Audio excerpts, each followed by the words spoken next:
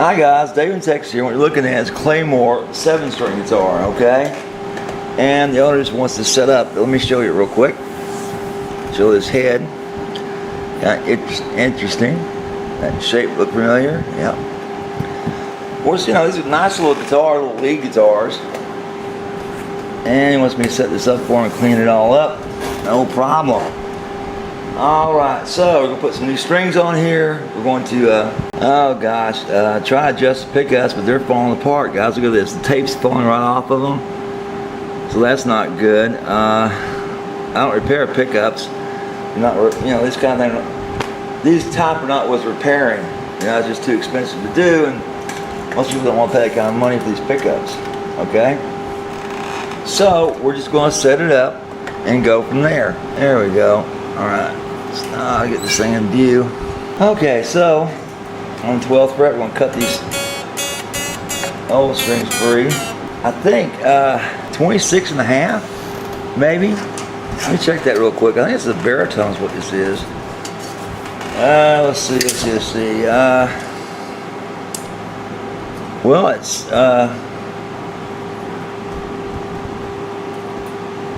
almost, yeah, it's about 27-inch scale, so that's about a baritone. All right, qualifies for a baritone at that length almost. So we'll go in there and check a few things. But it's a 7-string. Okay. Now, I've been trying to decide whether or not to buy a baritone. You know, get that nice surf tone to it. You know what I'm saying? Which I really like a lot. Little Fender baritones, or the old there's all types of baritone guitars out there, and this one's got the locking tuners on it. He's got his cut right on the nib, which makes it almost fun to play, but it also makes it a little easy to string it up. Don't have to worry about twisting it all. Just put it on, tighten up the nut, cut it off. And these are the type of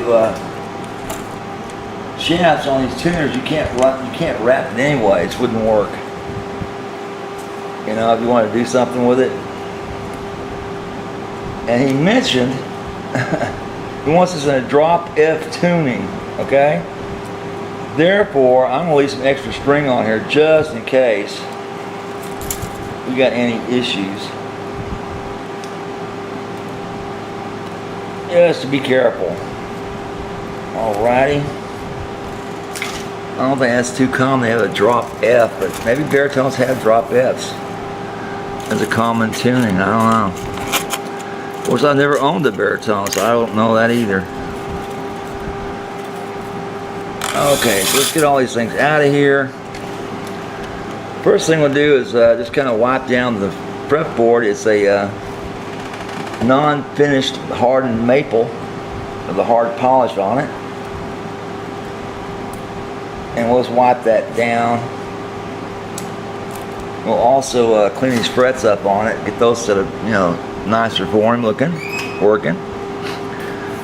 And there's not a heck of a lot I can do about the pickups. I'm afraid I'll try to adjust them. All that tape's going to fall right off there, and I don't want to be responsible for that. So I'm just leave those alone. Just set it up the best I can with the adjustments that are available and go from there. Okie dokie, so hang in there, guys. Okay, so what we're going to do, first of all, just clean his guitar up for him. Get all the dirt and dust off of it. The fretboard, we don't do anything to it because it's maple.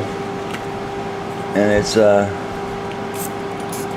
you can stain it very easily, you know. So you got to be careful with that regard. But we're going to clean all the dirt and dust off his guitar, off the headstock too. Get it cleaned back up for him. Nice and pretty. And it's not very dirty, it's just got a little dust on it. And I'm paying particular attention to stay away from those pickups. I don't want to get those involved in anything because they don't look, they look very shaky. As in, falling the heck apart.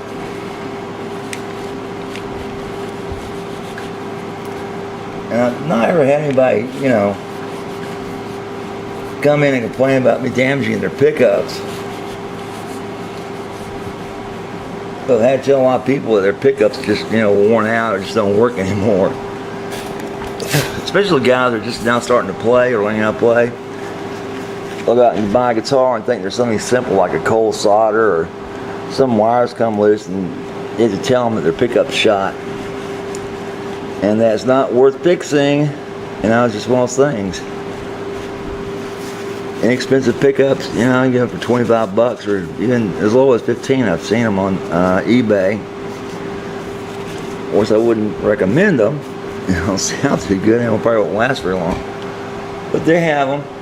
Okay, well, the only thing else I can do with this, guys, is clean up the frets and polish those up, make those nice and clean for him. And beyond that, string it up, tune it up, intonate it, and that'll be that. Okay, so we're just going to go with the same routine we always go with. Just a little fret eraser. And the frets are cleaning up pretty nice, as usual. And it's a shame y'all can't see the difference, but there is a difference. Once you erase these frets, they play better, they look nicer, they feel better. Just all the way over, you know, they're better playing. And no, it doesn't take any of the deep, you know, divots out of them like years of play would have put in. It does take out those micro scratches, very thin things that are on top, which means it's easier to, you know, pull a note if that's what you're into. And these are pretty clean, guys. I'm just going to hit these real quick. It won't take long to get this over with. 4 or 5 swats and they're done. So it looks like he's taking care of it that way. His pickups are falling apart, but the body of the guitar is in great shape. He just needs some new pickups, it looks like, you know. Or he can just have them, you know, just some of that tape at one of the shops and put it, you know, new tape around, new cloth tape that's been soaked in paraffin.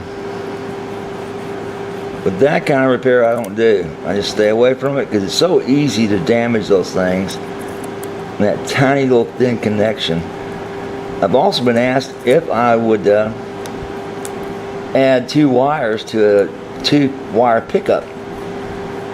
I said, yeah, I've tried it on my own stuff, and all I did was damage what I had.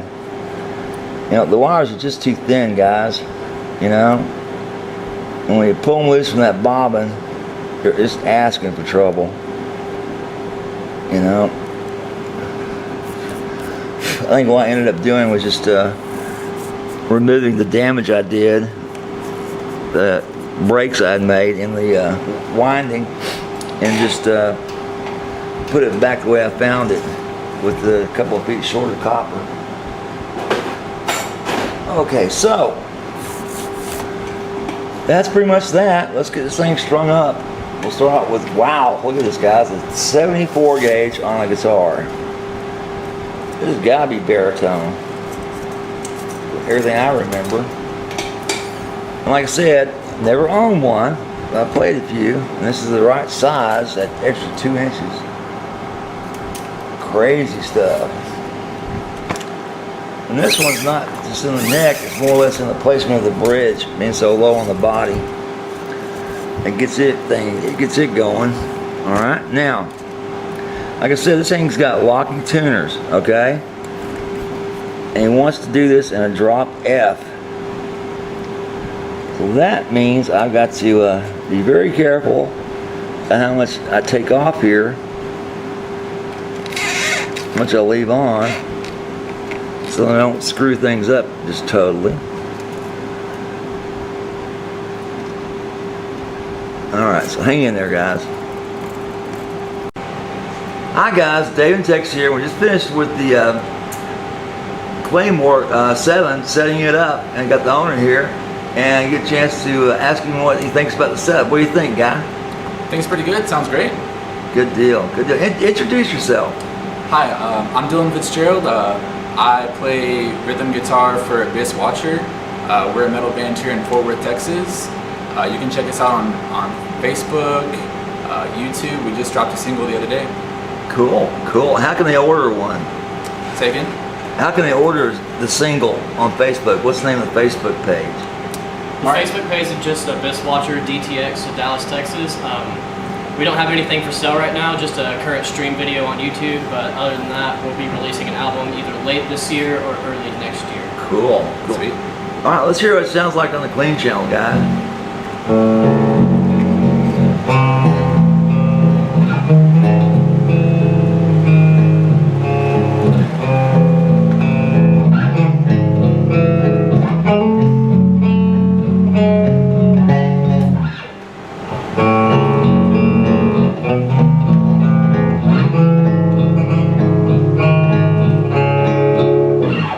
Sounds good. Cool. So, Let's put it on heavy metal. all right. Put it on the insane channel. Give it another note. That's good to go.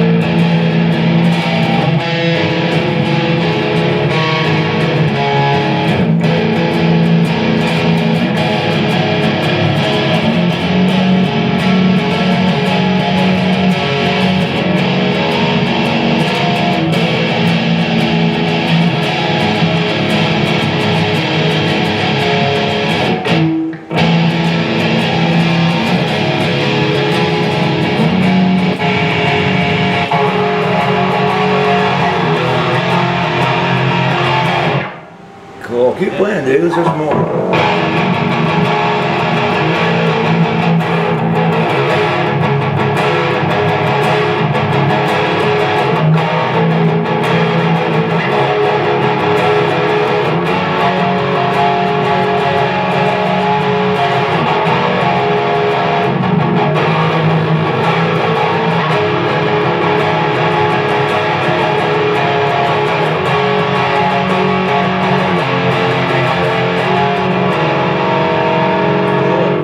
Sounds Cool. really good. All right. Well, guys, David Texas, any questions, give us a holler. Bye. Say bye. Bye. Have a good one.